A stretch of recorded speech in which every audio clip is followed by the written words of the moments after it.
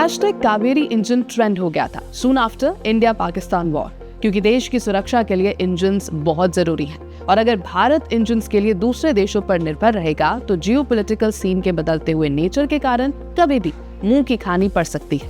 इसलिए बहुत से सोशल मीडिया यूजर्स ने कावेरी इंजन बनाने की बात कही और हैशटैग ट्रेंड करवा दिया। अब ये अचीवमेंट भारत की हो जाएगी। नमस्कार, मेरा नाम है श्वेता शर्मा और आज बात भारत के सक्षम होने की। भारत अब उस ब्रेक थ्रू के करीब है जो उसके डिफेंस लैंडस्केप को हमेशा के लिए बदल सकता है। दशकों तक विदेशी सप्लायर्स पर निर्भर रहने के बाद अब भारत अपना खुद का फाइटर जेट इंजन बनाने जा रहा है और इसमें मदद करेगा France. French aerospace giant Safran SA और भारत का गैस टर्बाइन रिसर्च एस्टेब्लिशमेंट यानी कि GTRE जो DRDO की एक लैब है, ये दोनों मिलकर एक ताकतवर 120 किलो न्यूटन का जेट इंजन बनाएंगे। यही इंजन भविष्य में भारत के twin engine advanced medium combat aircraft यानी AMCA को ताकत देगा। ये डील ऐतिहासिक है क्योंकि सैफ्रन ने 100% टेक्नोलॉजी ट्रांसफर का वादा कर दिया है, जिसमें शामिल है बेहद कीमती क्रिस्टल ब्लेड टेक्नोलॉजी। ये ब्लेड्स सुपर एलॉय से बने सिंगल क्रिस्टल्स होते हैं जो ज्यादा हीट और स्ट्रेस झेल सकते हैं। DRDO के पास इसकी बुनियादी जानकारी पहले से है, लेकिन इसे हाई परफॉर्मेंस फाइटर इंजन में ढालना एक अलग स्तर की चुनौती है। डिफेंस मिनिस्टर राजनाथ सिंह पहले ही संकेत दे चुके हैं कि ये क्रिटिकल नेशनल प्रोजेक्ट जल्द शुरू होगा। योजना के मुताबिक सैफ्रन और GTRE अगले 12 सालों में 9 प्रोटोटाइप्स बनाएंगे। शुरुआत 120 kN थ्रस्ट से होगी और समय के साथ ये 140 kN तक पहुंच जाएगा, जिससे भारत के भविष्य के फाइटर जेट्स और नेवल एयरक्राफ्ट्स को अद्वितीय ताकत मिलेगी। ये पहल सीधे तौर पर जुड़ी है प्रधानमंत्री नरेंद्र मोदी के इंडिपेंडेंस डे भाषण से, जिसमें उन्होंने इंडिजिनियस जेट इंजन बनाने की अपील की थी।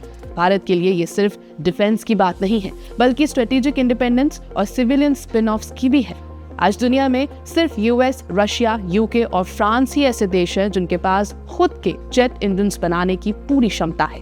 चीन अपनी सैन्य ताकत के बावजूद अब भी रूसी इंपोर्ट्स और रिवर्स इंजीनियर डिजाइन्स पर निर्भर है। भारत ने पहले भी कोशिश की थी। GTRE का कावेरी इंजन प्रोजेक्ट कभी उड़ान नहीं भर सका। इसी बीच भारत अब भी इंपोर्ट कर रहा है US की GE कंपनी से, जो 212 F404 इंजन सप्लाई कर रही है और GE414 इंजन की टेक्नोलॉजी ट्रांसफर भी कर रही है। लेकिन ये सिर्फ 70% तक सीमित है। फ्रांस के साथ कहानी अलग है।